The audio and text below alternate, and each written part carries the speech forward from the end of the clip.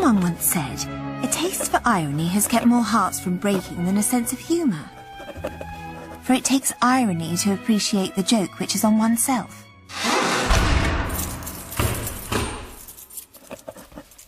As I sit here, in the cell once occupied by my late father, I cannot help agreeing with this sentiment. Because as the chill evening draws in, on this, my last night on earth, I am resolved to keep my chin up and show that in spite of everything the world has thrown at me, I truly am my father's daughter. I am the Countess, Lady Gascoyne of Chalfont, although I was born Unity Holland. My mother, Sibella Holland, and my father, Louis Gascoyne, the 10th Earl of Chalfont, were unhappily married, and even more unhappily not to each other. Poor Papa was cruelly and unjustly accused of murdering dear Mamma's husband. Happily, though, at the 11th hour he was spared hanging for a murder he hadn't committed. But unhappily, at the 12th hour, he was hanged for the 8th that he had.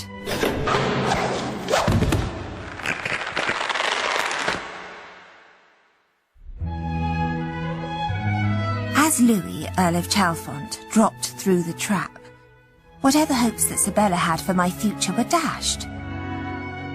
His legal spouse, Lady Edith Gascoyne, inherited the title before he had stopped spinning, and then set to vilifying Mother, until she was painted out of the picture like poor Branwell Bronte. By the time of my arrival in this world, some 8 months later, she had been banished to rented rooms in Tooting. Lady Edith then set herself straight to the task of replenishing the Gascoyne family stock. The marriage took place on Wednesday, March the 11th, 1914, at St. Uhtred's Chapel, Chalfont, between the Countess Lady Edith Gascoyne of Chalfont and Colonel the Viscount Amersham. And she certainly wasted no time.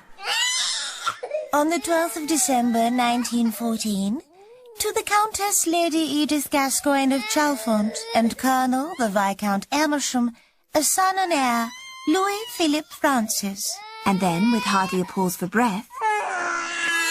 On the 13th of September 1915, to the Countess Lady Edith Gascoyne of Chalfont and Colonel the Viscount Amersham, a son, Henry Arthur Kitchener. Having done his bit for wife and family, the hapless Viscount Amersham did the same for Queen and country, and was promptly slaughtered on the first day of the Somme, along with 60,000 of his fellow countrymen. However, Lady Edith was on a single-minded mission, and she swiftly bagged husband number 3. The marriage of the Countess Lady Edith Gascoyne of Chalfont to Lord Cameron of Fairfax took place on the 1st of August, 1916. And 9 months and 1 day later... To the Countess Lady Edith Gascoyne of Chalfont and her husband, Lord Cameron of Fairfax, twin sons, Adelbert and Ughtred. On the 3rd of February 1918, to the Countess Lady Edith Gascoyne of Chalfont and Lord Cameron of Fairfax, a son, Marmaduke, brother to Louis, Henry, Adelbert and Ughtred. She had her scions, but having come through the Great War with ne'er a scratch, Lord Cameron succumbed to the great influenza outbreak of 1918. Those who knew Lady Edith may have been forgiven for thinking he'd taken the easy way out. But then, quite out of the blue, Lady Edith stunned the world by marrying again. This time for love to a poet and commoner. Astonishingly, this marriage lasted for some 18 years, until he too died, quite possibly of relief.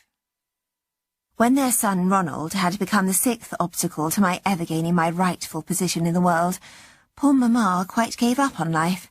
She languished for years before finally going to join Father, wherever he had ended up. I wrote to Lady Edith, conveying my sad news along with Mamma's final dying wish. I sent it with a small bottle of Madeira wine, a friendly gesture, I thought, and asked that Lady Edith thought of my mother as she drank it. If I imagined this would soften her Gascoyne heart, I was swiftly disabused.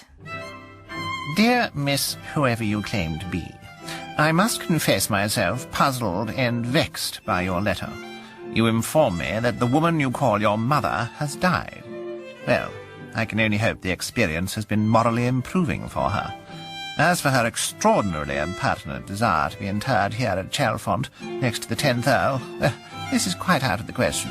Not only as a commoner does she have no claim on such an honour, but the Gascoyne crypt is preternaturally overflowing, due in no small part to the homicidal exertions of the 10th Earl himself. This entire subject is both painful and distasteful to me, and therefore this correspondence is now closed.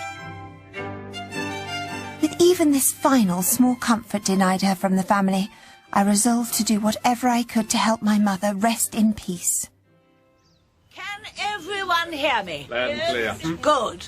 Chalfont Castle dates back to the early 12th century and has been the ancestral home of the Gascoyne family for 300 years, since the first Earl won it from Charles II in a game of cards. Now, I must ask you all to keep together and not stray away from the party, as Chalfont is still home to the family and they don't wish to be disturbed by hoi polloi. Now, we're going to see the magnificent sunken garden, passing as we do the picturesque chapel of St. Uchtred's, where generations of Gascoynes have been laid to rest. So, this way, please. Follow me. As hoi polloi moved off to gawp at how the other half lived, I slipped away from them, and clutching Mother in a peak-freen biscuit tin, made my way into the family chapel. For the first time in my life, I was alone. In my ancestral family home. Our Father, which art in heaven, I commend the soul of your servant, Sibella. Please look kindly upon her, Lord. I say, hey, what's your game? You can't be here. It's private, not part of the tour. I'm sorry, I must have got lost. Lost? What do you mean? I mean separated from the tour. What's that? What? That thing you've got there. That tin you've got there. What is it? Nothing? Doesn't look like nothing to me. Or me. Come on, hand it over. No, it's mine. And this chapel is ours. Yours? We live here. It's our house. You're Gascoynes? Can you believe this woman's nerve? No, I can't. Nor me. You're the twins? You're Adalbert and Uhtred? No, I'm Adalbert and he's Uhtred. But more to the point, who the blazes are you? Me? I'm nobody. You're trespassing in our chapel with a tin. You're in big trouble. Hold her, Uhtred. No! No! Got her, Adalbert. Now let's see what's in this tin of yours, shall we? Careful though, it could be anything. No! What is it? My eyes! It's gunpowder. She's an anarchist. A Bolshevik. No, I'm not. It's my mother. She doesn't look at all well. I've just brought her from Woking. Woking? Crematorium. I wanted to scatter her. Scatter her? We can't have ordinary members of the public scattering their mothers all over our property. The very thought of it makes me ashen. Quite.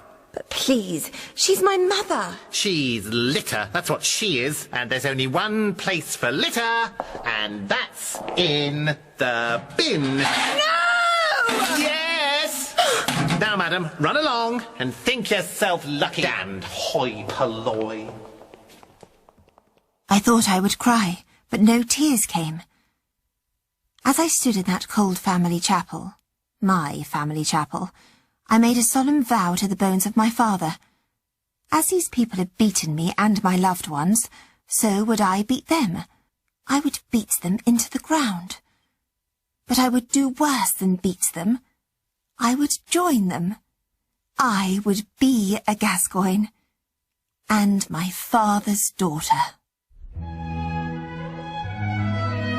The letters patent, which set out the original terms of inheritance of the Gascoyne family, included two small, but to me highly significant clauses. The first is that, in terms of succession, females have absolute equality with their male relations. The second states that the title is inherited by heirs of the body natural, legitimate, or otherwise.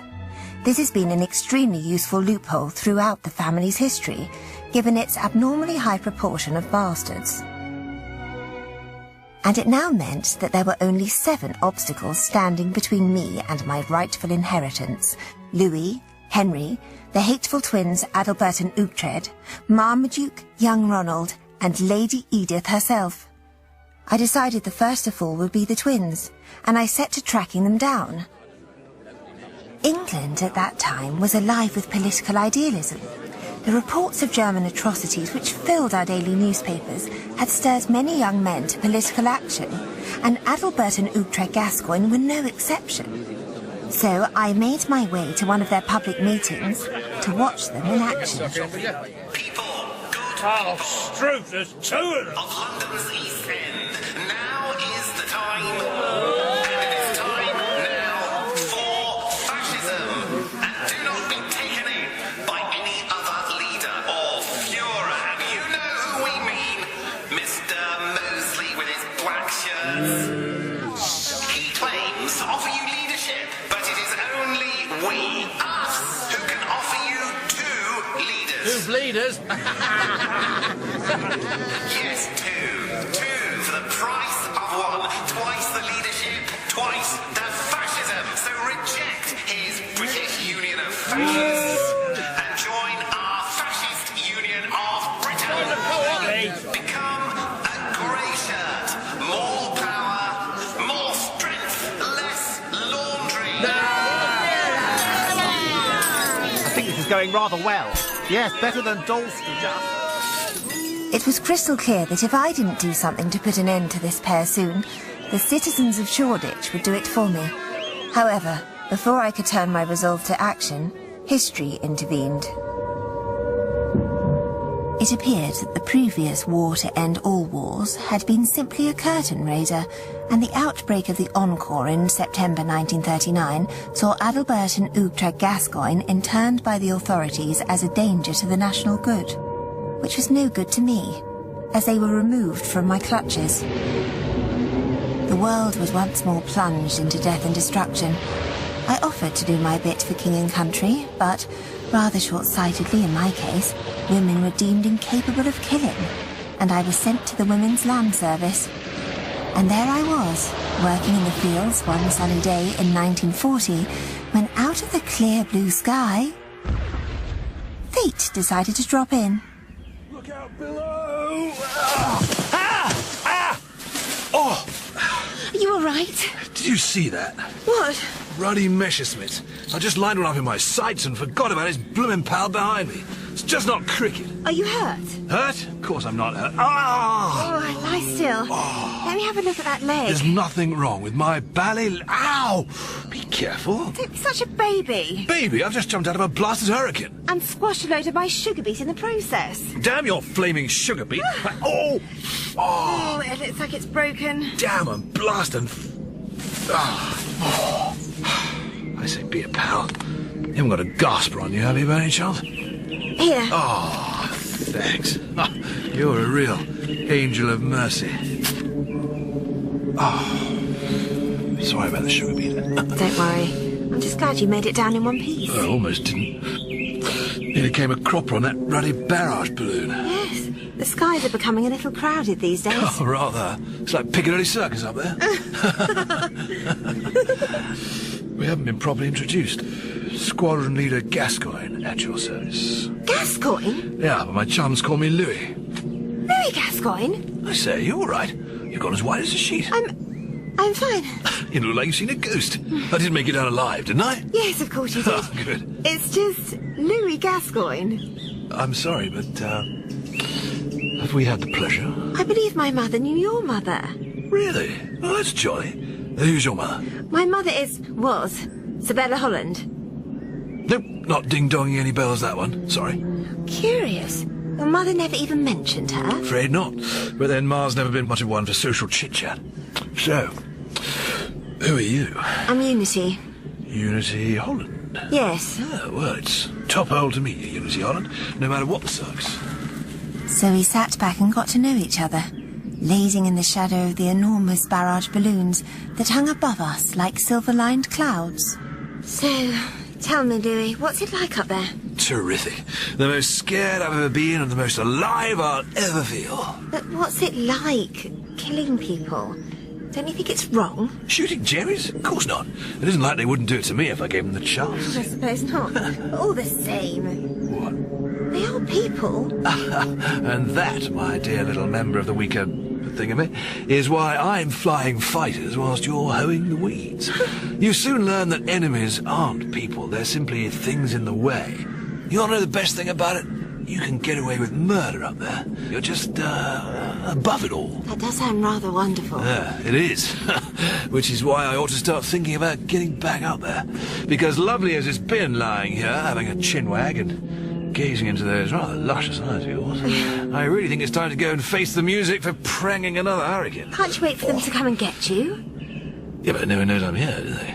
No, I suppose they don't. No, as far as the boys at Biggin are concerned, I'm fish food at the bottom of the channel. What a thought. So, how are we going to get me back? I know. Yeah? How about I drive you on the winch truck? Topping idea. I should explain. Due to the threat of invasion, the skies above Dover were scattered with the huge silver blobs of the barrage balloons. They were winched aloft on the back of trucks, one of which was conveniently parked on the very edge of the field.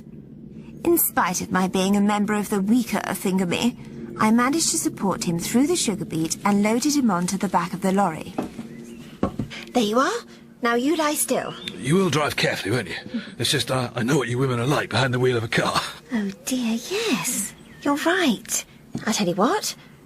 Why don't I tie you onto something? Like the cable of the balloon. Excellent. Now that's what I call thinking. Now, we'll slip that onto there. Yeah. And clip this onto your belt. Like that. Oh, on the leg. Sorry, did I hurt you? No, not at all. Good, we wouldn't want that. There. So, am I safe? As houses. Unless Someone were to pull the release lever. What release lever is that then? This release lever. Oh, that release lever. I see. But no one's going to pull that.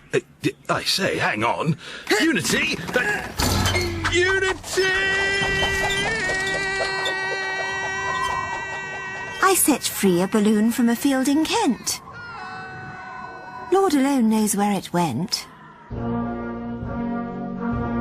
2 weeks later, the London Times carried the report of the tragically heroic death of squadron leader Louis Philip Francis, first heir to the title Earl of Chalfont. It was assumed that he had been shot down, whereas I knew that actually he'd shot up.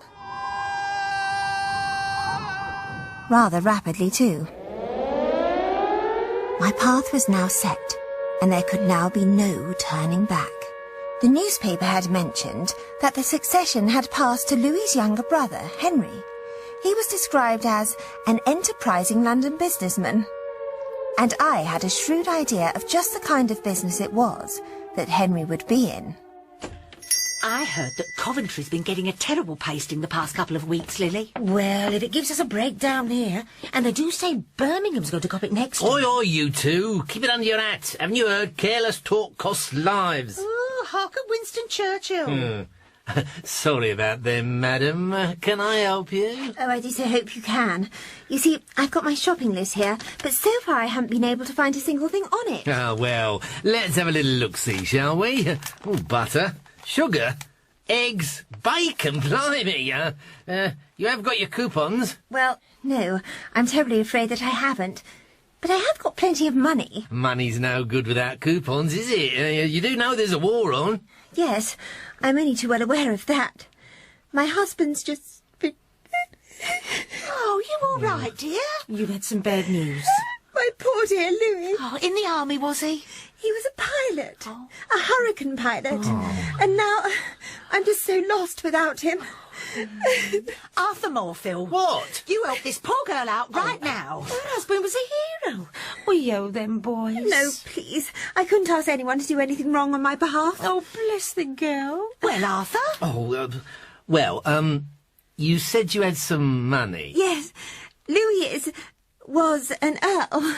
You see... There you see, she's a titled lady. She can't be expected to know nothing about your ruddy coupons. You're right. Well, madam, m'lady, if you come back after I've shut up shop, I'll see if I can't find a little something for you, off the coupon, as it were. And I should think so, too. You're right. And so my quest to track down Henry Gascoyne had led me to the murky world of the wartime black market. Poor Mr. Morville. I'm sure he had no idea just what he was taking on when he took pity on me. Pâté de foie gras? Just where the blood and stomach pills am I supposed to get that from? I really wouldn't know. But you are so clever at that sort of thing, aren't you? And you see, I'm having a little tea party, and the Duchess of Argyle is coming, and she is so very partial to it. Now listen, m'lady, I do really think that this has all gone far enough. Yes, I suppose you're probably right. Because, as you keep reminding me, Mr. Morville, were anyone in authority ever to discover what you've been selling to me for profit, and without coupons or anything, it would go very bad for you. For me? Now look here a moment. But, of course, were you to tell me where to find these nice things? Trust me, m'lady, you do not want to know where these things come from. Try me. And so it was that I found myself in the offices of the enterprising London businessman himself. The saloon bar of the Crown and Two Chairmen public house. Henry Gascoyne? Depends who's asking. May I sit down? It's a free country. Until the invasion, that is. Drink? I could do a Guinness. Let's try this instead. Cheers. Cheers. Blimey. That's pucker scotch. Where did you get it? I know a man. Lucky you. Luck has nothing to do with it. Have another. Don't mind if I do. You're rather glad-handed with that scotch. I have a lot of it. Which is why I'm looking for someone who can help me. Drink it. Sell it. When you say a lot of it. 36 cases. 36? Think you can handle it? Me? Oh, I wouldn't know what you're talking about. Let's cut the workers' playtime out, shall we, Henry? Petrol, oil, cigarettes and whiskey. It's your specialty. Are you a copper? Do I look like I'm a copper? I'm just someone who likes to know who I'm dealing with. And you think you're dealing with me, do you? Let's have another drink and find out, shall we? So how is it you're not in the army? Got a bad heart, haven't I? So is everyone these days. Yes, but I was lucky enough to know a couple of chaps on the board. You didn't want to do your bit? No point. You don't think we can win? Win? Of course we're going to win. We're very good at winning wars. It's what we do, we British. But what then? I'll tell you something. When this shooting match is all over, then the real war will start. And it won't be the soldiers fighting. So who will it be? Us, the businessmen. Here's to us. Oh, this is top-notch scotch. Can you shift it for me? Well... If you can't handle it, I'm sure I can find someone who can. I'll hold your horses, sister. I can shift it. As your man says, it's my specialty. But it's a 50-50 deal. 70-30. 60-40. Don't ask me why I was haggling over imaginary whiskey with a dead man. The whole charade had clearly gone to my head. But we struck a deal, and he gave me directions to a lock-up garage somewhere in the depth of Bermondsey, where I was to meet him the next morning with my imaginary consignment of top-notch scotch, which gave me just one night to ponder how to be rid of Henry Gascoyne. Wartime was so frustrating for a would-be lady assassin. There were grenades, mines, phosphorus bombs, but as usual, it was the boys who had all the toys. However, what I lacked in high explosives, I made up for in bent hair clips and feminine ingenuity, which was all I needed to gain access to Henry's lockup. There were cans of petrol, drums of heating oil, cartons of cigarettes, and all manner of hooch, stacked floor to ceiling. And I was struck by the happy thought of how remarkably incendiary it all was. I set to soaking the place with petrol. Then I taped a book of matches to the door so that when it was opened, the match heads would scrape against the brick lintel and ignite. Having managed to evade overseas service for his country, it seemed to me the very best Henry Gascoyne could do was to keep the home fires burning. I was halfway back to tooting when I heard that Henry had arrived for our appointment in this world and his appointment with the next. In the midst of life we are in death. Henry Arthur Kitchener Gascoyne has joined his gallant brother Louis at the side of the Lord, and so we commit his earthly remains to the family vault. Or rather, we would if there were any left.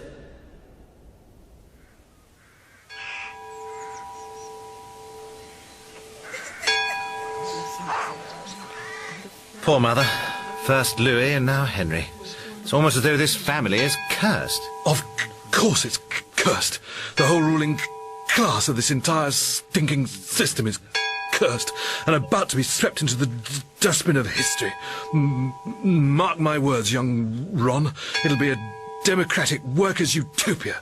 The old order will be finished. So it's not a twisted hand of supernatural evil that curses any Gascoyne heir apparent to a violent early death? Afraid not. It's just the inevitable march of history. Poor dear Mamma. I don't think her constitution can take any more tragedy. The constant tragedy of her life is the only pleasure left to poor dear Mamma. Oh, I say. Excuse me, miss. Are you all right? Yes, I'm sorry. Do forgive me. No, that's quite all right. You were at the You were at the service, weren't you? Yes. I'm sorry if I intruded on a private family occasion. No, not at all. Henry was only our half-brother. Yeah, and hardly even that. You knew him? Yes. He was a friend of mine. Oh, you poor thing. I'm so sorry. He really wasn't that bad. No, Duke didn't mean it like that. Didn't I? No, you didn't. We're both very sorry if you're upset by his loss. Oh, thank you. But I'm sure I'll survive. Somehow. Oh, that's the spirit, Miss, Please, call me Unity. Unity? What a wonderfully poetic name that is. Well, I'm Ronald, and this is my half-brother, Duke. The Duke? Marmaduke. Please don't call me by the nonsensical inherited title of the unworthily privileged. Yes, sorry about his sense of humour. He doesn't have one. We were just going to have some tea. Would you care to join us? Do. And so it was that I was finally invited into my rightful family home. More tea, Unity? A sandwich, Unity? Thank you. Will Lady Edith Gascoyne not be joining us? Mother will have taken to her room to mourn. She takes her mourning very seriously, does Mother? I'm afraid, Unity, Gascoynes are rather dab hands at tragedy. Young Ron here is desperate to put it down to a family curse. A dark hound of doom who will stalk us all to our destruction is a far more poetic proposition than the dreary march of socialism. Don't you think? Have a care, Ron, or come the glorious day, I'll make sure you're first up against the wall. You wouldn't do that to your own half-brother. Oh, of course he wouldn't. I'd be third up after Adalbert and Uhtred. This family is so complicated. I've never given it much thought. Isn't yours? I have no family. Lucky you. Unity, ignore him. Are you all alone in the world? Yes, I suppose you could say I am. Then I'd say you should join our family. If only that were not a fate I wouldn't wish on anyone. You are terribly sweet, Ronald. Unfortunately, these young Gascoynes were both delightfully likeable fellows. For the moment, I was happy to enjoy their company. And so, where are the twins today? I'm afraid they're both prisoners of war. In Germany? In Pentonville. But they would be conscientious objectionables if they'd been given the chance. Duke here was invalided out in Catalonia. In 37. International Brigade. And young Ronald here is in a reserved occupation. I'm a poet. I I thought it was a poet's duty to die heroically in Flanders fields. That's what I keep telling him. Go, die a young man's death and save the world from all your dreadful poems. I'm a clerk at the Ministry of Aviation. I would have served, only Mother insisted otherwise. She does rather worry about losing too many of us. Maybe with some reason. Really, Duke? Don't say you're starting to believe in my dark hound. Of course I'm not. And don't call me Duke. I say, Unity, won't you stay for supper? Why, that would be wonderful. Yes. Yes, it would.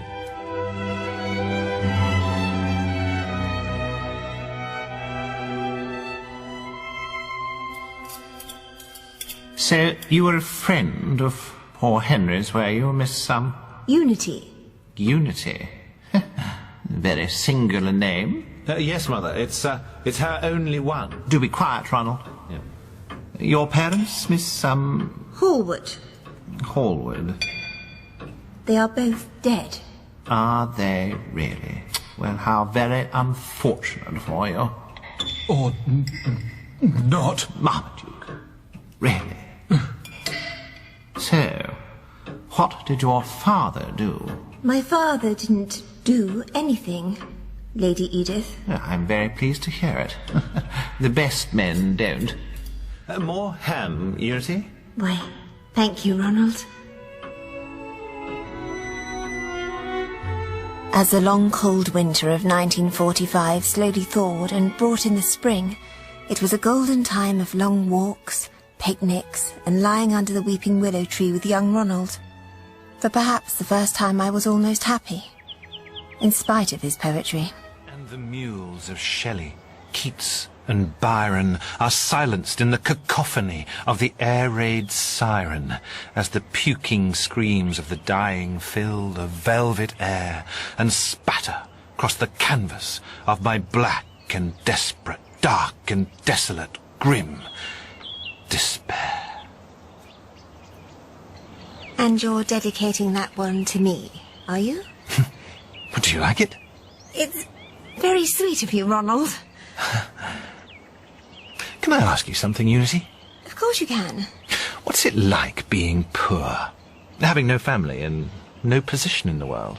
Why are you asking me? Well, because you have no family. You told me so yourself. And I've always assumed that you are poor because you never have very much money, which I've always been led to believe is one of the prerequisites of poverty. It certainly helps. So, what's it like? Poverty has little to recommend it. Oh, I think I would do very well as a pauper. It would do wonders for my poetry. Would it? Oh, without a doubt. It's fearfully hard writing poetry in comfort. If only I could relieve you of the burden of your terrible wealth, while somehow retaining my own creative penury. Now you're making fun of me. If I make fun of you, it's only because you talk like a total ass. You think so? Do you think I wouldn't give up everything for something I loved? Because I tell you, I'd do it in a heartbeat. You are a sweet boy, Ronald. And now you patronize me. Only because you're talking like a total ass. It's not the way the world is. Well, maybe it's about time the world changed. Now you're talking like Duke. What on earth's that? It's St. Uhtred's. What are they ringing the bells for? The world had changed that sunny day in May. Germany had surrendered, which meant that Adalbert and Uhtred Gascoyne would come home to claim their estates. It was time to get back to work. Because the twins and I had crossed paths before, I resolved to keep my distance from Chalfont until I had some sort of plan worked out. However, young Ronald soon began making frantic pleas for me to visit him. Terrified that he was about to start bombarding me with poems, I relented. Unity, I'm so glad you're here. It's been years. It's been months, Ronald. It felt like years. You must solemnly promise never, ever to leave me here alone at Chalfont for so long again. I didn't think you'd want me around while you welcomed your brothers back home. And what's all this about being alone? Where's Duke? Banished. What for? For telling the twins they must renounce the title and turn the estate into a workers' collective farm. Which didn't go down well? Oh, you could say that. It's the only thing the wretched pair have agreed on since they arrived. The last time, Uhtred, I'm Adalbert. No, you're not. I am, and it is a plain matter of family history that Adalbert was born some 7.5 minutes before his younger brother, Uhtred. That is quite correct. Ah, you admit it. Of course I do, Uhtred. Damn it, I am not Uhtred. I am Adalbert. Tell him, Ronald. Tell him, Ronald. I'm keeping out of this. Oh, Unity, let's take a walk. I could do with some clear air.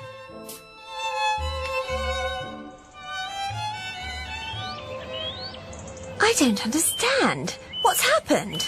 The twins are having an identity crisis over who will inherit when Mother snuffs it. Surely the eldest will. Who is the eldest? Adalbert. But that's the problem. They've always been so identically obnoxious. Surely someone can tell them apart. Not a snowball's chance. And now they've got a sniff of the title. They're both of them claiming to be Adalbert and denying furiously that they ever answered to the name of Uhtred. Something's got to be done. Absolutely. It's poison. It might work. What? You said poison. Yes, the atmosphere between them. It's total cyanide. Yes, of course. Well, it would be. They're not still up to their fascist thing, are they? No, even they've realised that's a bit out of favour, so now they've got a new kick. Which is? British unionism. It's pretty much business as usual, but this time no one's got a moustache. Oh, and they're not a double act now. Just last week, one of them, Adalbert, held a political rally in the village hall. Good people of Chalfont, I am Adalbert Gascoyne, and if you care about this land fit for heroes, join my new and improved British Union movement. Good neighbours, people of Chalfont, do not listen to this man. He is an imposter. I am Adalbert Gascoyne. Oh, no, he isn't. Oh, yes, I am. And I tell you, reject him and his tired, outdated British Union movement and join me, Adalbert Gascoyne, in my movement of British Unionists. No, stop the movement, I say. Up the BUM. The twins have been in a state of all-out war ever since. Oh, the way things are going. Do you know, they could kill each other. What a thought. They might try, but I couldn't trust them to do it properly. So that afternoon, I typed 2 identical notes. Uhtred. For that is who you know you are. As you appear determined to thwart me in my rightful succession, I demand satisfaction on the field of honour. Let us duel to the death with pistols. Unless you admit now that you're too much of a baby, meet me at midnight on the croquet lawn. Your elder brother, Adalbert. 1 note slipped under each bedroom door, and I made my way to the croquet lawn and waited for the appointed hour. I say, you there. What's your name? Me? Yes, you. What are you doing here? Bird watching. At midnight? I'm very fond of owls. Well, it's lucky you're here. We've got a job for you. We need a second. Really? Yes.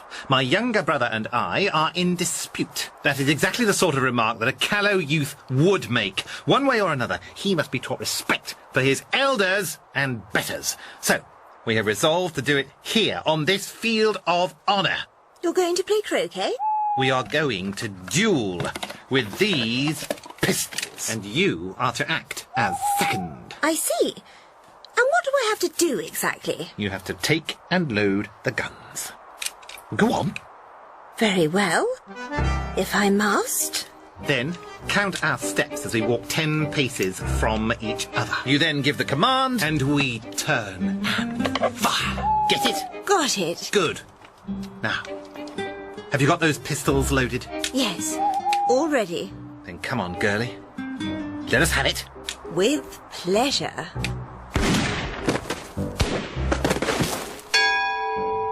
In the midst of life, we are in death. It could not have been easier. The law quickly decided it was a mutual murder, the assumption being that each twin had tried to circumvent the accepted rules of duelling and gone for the sneaky, underhand kill. For anyone who knew them, this was a highly plausible explanation. I was now 4 down, and only 3 to go. Lady Edith. Miss Hallward. I cannot say how upset I am for you. No, I'm starting to believe that you cannot. If there's anything I can do... I have no doubt that you will try to do it. It may have been my nerves, but there was something unsettling about Lady E, and I wouldn't be sorry to see her go. But what was causing me disquiet were the 2 other obstacles still in my way. I had become dangerously attached to them both. Obviously Marmaduke would follow his principles and renounce the title. However, that would leave me with having to remove Ronald from the scene, the mere thought of which caused me deep and genuine distress. And so I resolved the only thing to do, reader, was to marry him. I rushed down to Chalfont immediately. Miss Hallward. Oh, hello, Marmaduke. I didn't know you were expected. Do you have an appointment? An appointment? Hello, Unity. I was just congratulating the next Earl of Chalfont. Who? Who do you think? Oh, honestly, Duke, don't be such a booby. How dare you? I am to be an earl, not a duke. But you can't be. And just why not? Because... Of your principles, perhaps? Renouncing the title is just what the vested interests of the British aristocracy would like someone like me to do. But you've just joined the British aristocracy. And I shall work for its overthrow from inside its ranks. Dash it all, Duke, you're a Labour man. So what? The Labour Party's finished. Act as a complete disaster. Well, I'm shocked. Forgive me for saying it, but it's really none of your business. It's family. Now, leave us. Yes. Of course. I see. Unity. I'll leave you to your family, Ronald. But don't worry. I'll be sure to see you again soon. And I made very sure that I did. Under our weeping willow tree. Look at him. Is that? Marmaduke. Yes, that's him. Riding to hounds? Changing the system from within. According to him. Do you know what he started doing? What? Setting man-traps. What? Man-traps in the woods with the poachers. He's reverting to type. When I was growing up here, ignored by Mother, tormented by the twins, Duke was the only one that was kind and human, and now I've lost him. He's become a Gascoyne. Ronald, dearest, I'm so sorry. You wouldn't believe what Gascoynes are capable of. I think I would. We would commit cold-blooded murder if anyone got in our way. Ronald? Dear Ronald? Unity, are you cold? Here, have my coat. No. Please, hold me.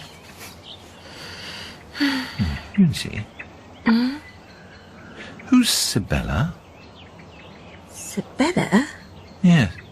I overheard Mother talking with Marmaduke the other day. She said that she thought you were a daughter of Sibella. I went into the library and tried looking her up. I thought she might have been one of those mad old Greek birds like Clytemnestra or Medea.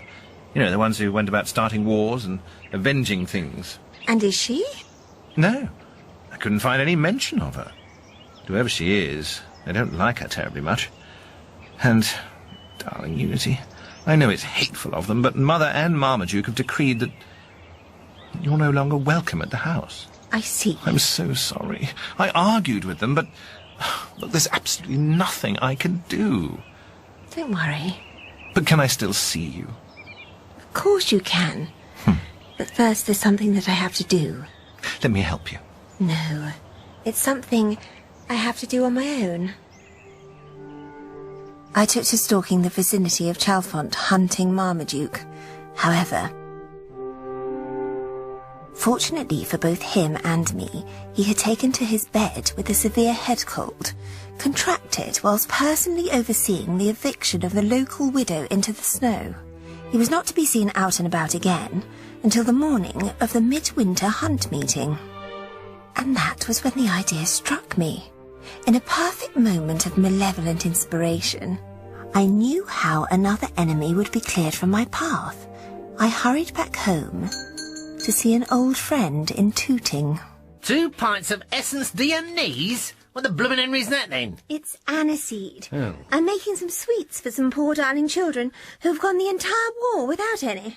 Oh, sweets is still on the ration, your ladyship. I know they are, Mr. Morfill, but then you and I have never let little things like that trouble us, have we? And I only want to help the children. That's a lot of balls. Sorry?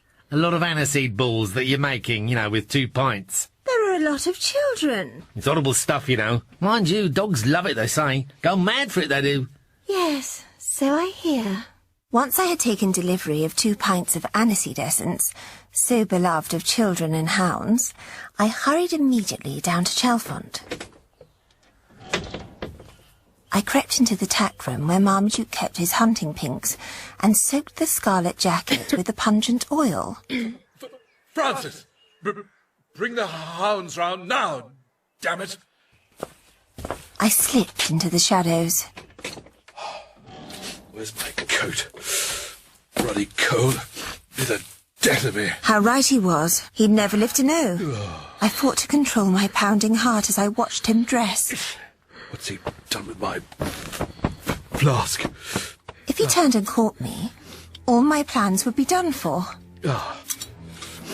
As I lurked in the gloaming, watching my victim, I swear that there was nothing I desired more. Bella. To stop the madness to which I had been enthralled for too long. I had almost decided to do it. Speak out and foil my own murderous ambitions when, completely oblivious to his aniseed odour... Francis! Francis! Marmaduke turned and marched out. Let loose the house! Oh, what the devil have you let him do? Francis! Francis! Ah! Down, boss! Down! Nicholas! No! Come on! No! Trotsky! No! Get to the bar! Me! Help!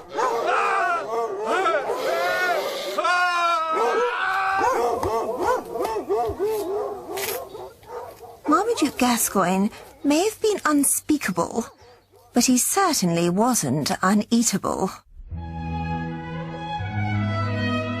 There could be no doubt now in Lady Edith's mind as to who I really was. She shut herself away in her room, and I had half a reason to hope that the grief of Marmaduke's rather horrible demise would do for her. But it turned out she was determined to do for me. She was a Gascoyne, after all. Yes? Hello, can I help you? Miss Holland? Yes? Miss Unity Holland? What can I do for you? I'm Chief Inspector Sterling of Scotland Yard. Oh, I see. You'd better come in. No, madam. You had better come out. Unity Holland, I am arresting you for the murder of Lady Edith Gascoyne. It was brilliant. A masterstroke.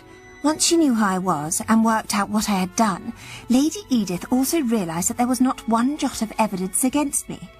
And so, with the ruthless single-mindedness of a Gascoyne, she set about manufacturing some, linking me to the murder of herself. She poisoned a bottle of claret, which she then had sent to herself from Tooting, enclosing the note that I had sent to her along with poor mother's photograph all those years previously. I beg, as you drink this, that you think of my poor dead mother.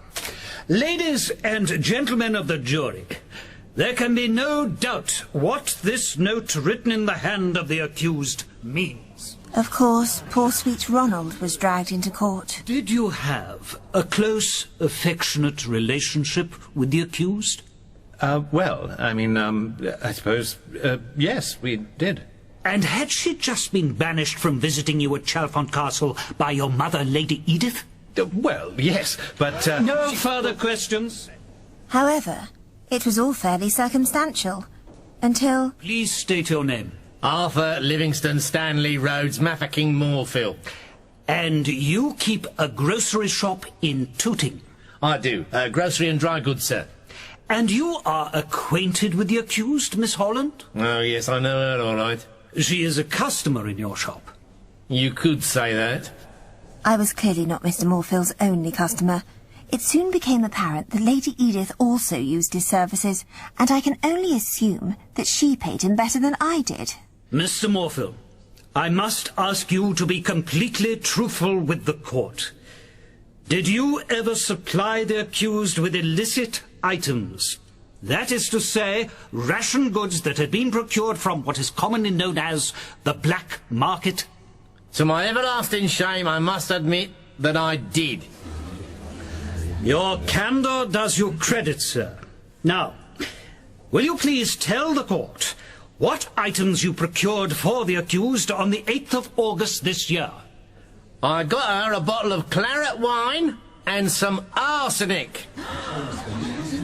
And did she tell you why she wanted claret wine and arsenic? Oh, yes, she did. She said she wanted to rid her house of vermin. The act he put on in the witness box, clearly at Lady Edith's posthumous behest, was worthy of Olivier, Richardson and Gielgud, all rolled up into one magnificent tragic performance. Tragic, as it turned out, for me. All Lady Edith Gascoyne had to do to seal my fate was to drink the poison. Gentlemen of the jury, have you reached a verdict on which you are all agreed? We have, Your Honour. And how do you find the accused? We find her guilty. It was a mighty sacrifice, but one she obviously thought worth making. You shall be taken from this place to the place from whence you came, and from there to a place of lawful execution, where you shall be hanged by the neck until you are dead. And may the Lord have mercy on your soul.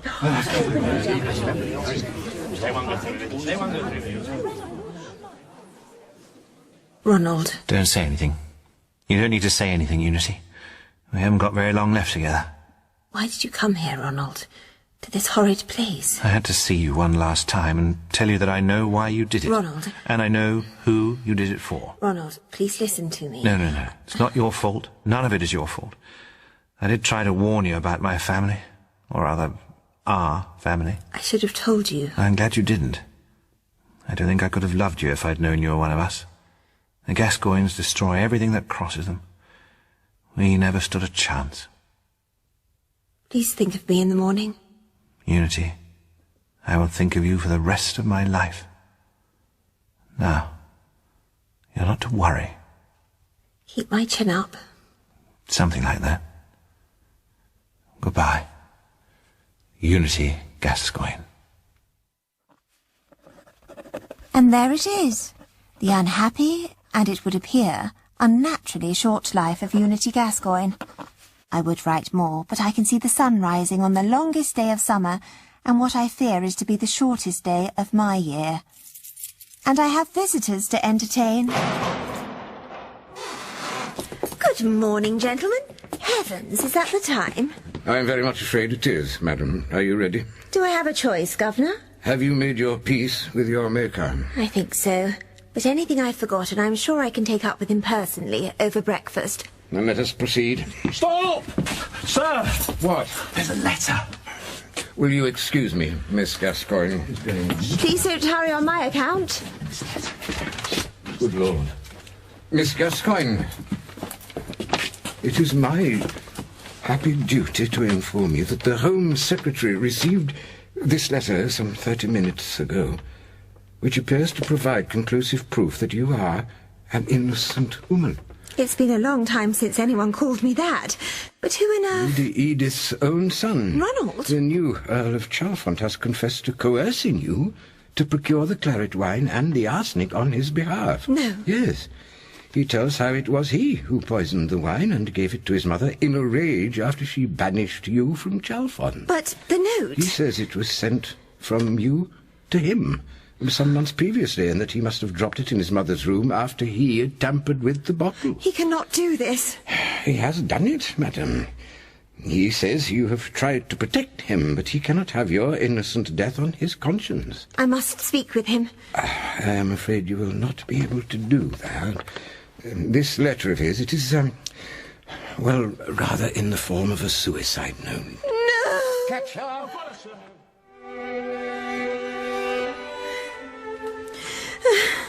Miss Gascoyne, Are you with us? Against all expectation, I do appear to be. Forgive me, Governor. Not at all, dear lady. A shock, it's quite natural. But you are now free to go, without a stain on your character. Thank you. But before I go, there is something I must not forget to take with me. I am Unity, Countess, Lady Gascoyne of Chalfont, truly my father's daughter in all respects but one. Unlike dear Papa, I am careful not to leave my personal papers lying around after me. So I gathered my memoir, left that prison, and came here, to this rather more comfortable one instead. I often go and lie under the weeping willow, where I spent so many long and happy hours with Ronald, where he told me, Do you think I wouldn't give up everything for something I loved? Because I tell you, I'd do it in a heartbeat. I did always make the mistake of underestimating my fellow Gascoynes. I'm so sorry, Ronald. You were right. There was a dark hound of doom stalking the family. And now, as a titled lady of both affluence and influence, I do not lack suitors, but they are none of them suitable, and I am resolved that I shall not marry. And as for children, I think I may adopt.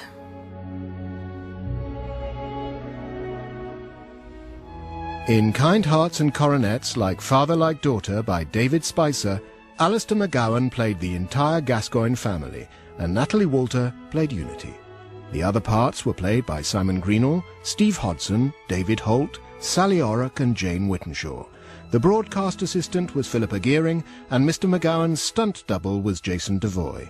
Sound was by Chris O'Shaughnessy and Wilfredo Acosta, and it was directed by Frank Sterling at Unique for BBC Radio 4.